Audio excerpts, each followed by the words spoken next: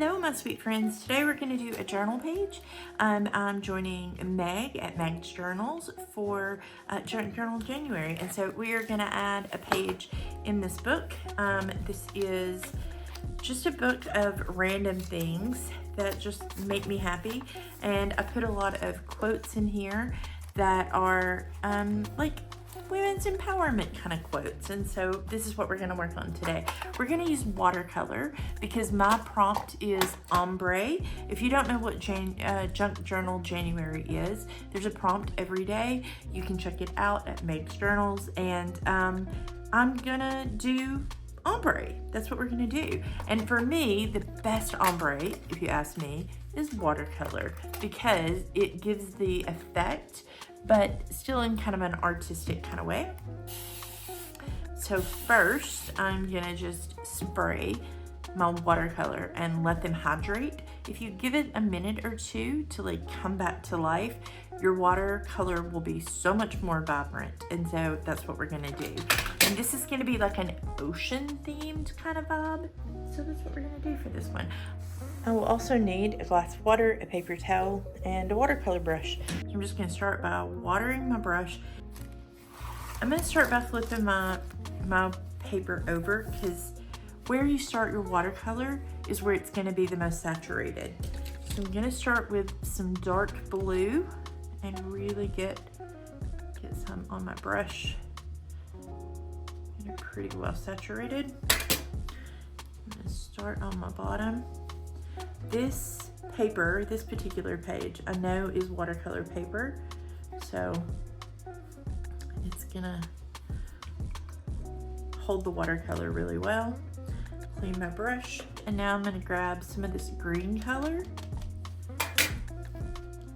and I'm gonna go right here and get it pretty deep. And then I'm gonna blend the two. Just by doing this in the middle. Squirt between the middle and let that do its magic. That's the beautiful thing about watercolor, is it just turns into the most beautiful ombre. And then I'm gonna grab some of this lighter teal color, and I'm gonna work from the top down.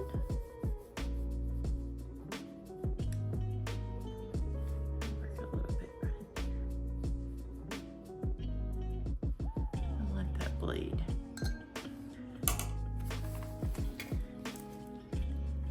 Kind of let it all bleed together by twisting it and turning it. I probably have a little bit too much water.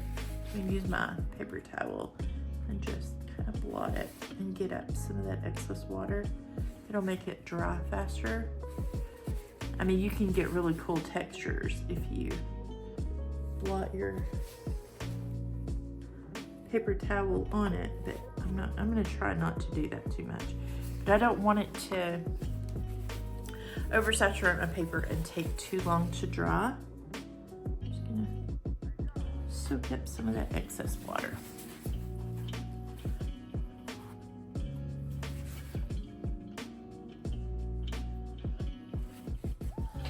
Okay. And then, because I'm impatient, I'm actually gonna use a blow dryer to dry this with.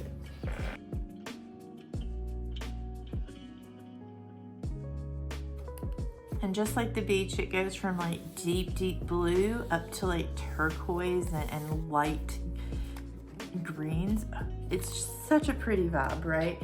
Because this is my quote journal, I want to add quotes. And to do that, I'm going to use a label maker. This is one of my favorite ways to add quotes, especially smaller quotes, into journals.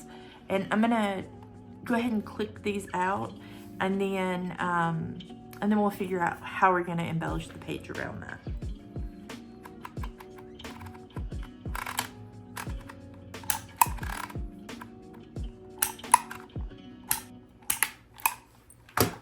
Start by putting my quote on, and I like to type it all out.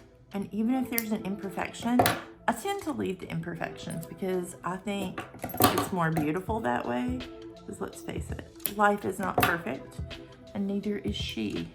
This whole journal is quotes that empower me as a woman. And I just put in quotes that I either come up with in journaling, or maybe I hear them in song lyrics, or wherever it is that I find them. I love adding in quotes that just speak to my feminist soul. So this one, I'm not sure where it came from. It could have been from a book. If you know, you can leave it in the comments. Oh, got this one out of order. Let's set it to the side and do this one first. She is like the ocean, both calm and chaos. Because that's kind of me. Some days I am calm and some days I'm chaotic, and that is the life of being bipolar. Both calm.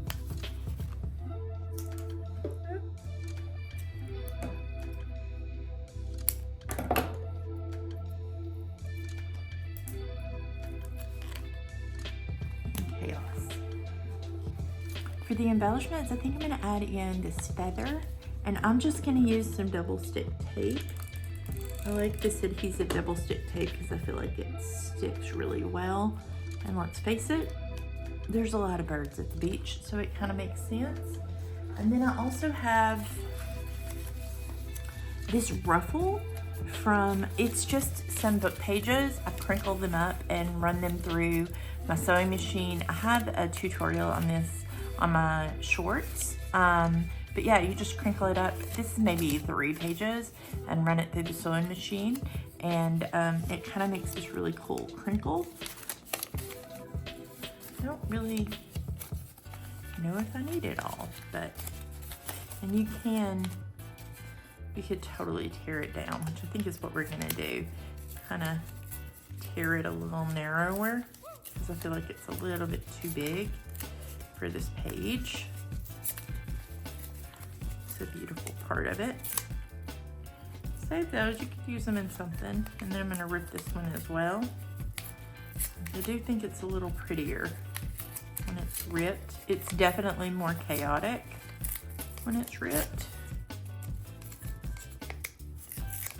I'm gonna add this in here. Yeah, so now you can see that ombre effect a little better.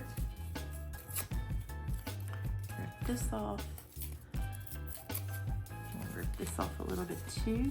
And to do this, for this part, I'm gonna add a little double stick tape here, because I use double stick tape for everything. Add some here to hold that together.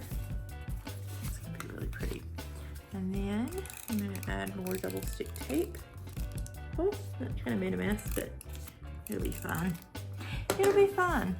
That's my outlook on everything, pretty much. It'll be fine. And the last thing I want to add in is one of these glitter stars that you can find in scrapbook sections. I did take and distress the edges a little bit to help it stand out, and I put some double stick tape on the back. And there you go. That's it. Sweet and simple. I'm not an overly complicated junk journal kind of girl, but that's it. She is like the ocean, both calm and chaos. I think that's pretty fitting. Thanks for hanging out with me today. Make sure that you check out all the other folks for Junk Journal in January, and I will see you in the next video.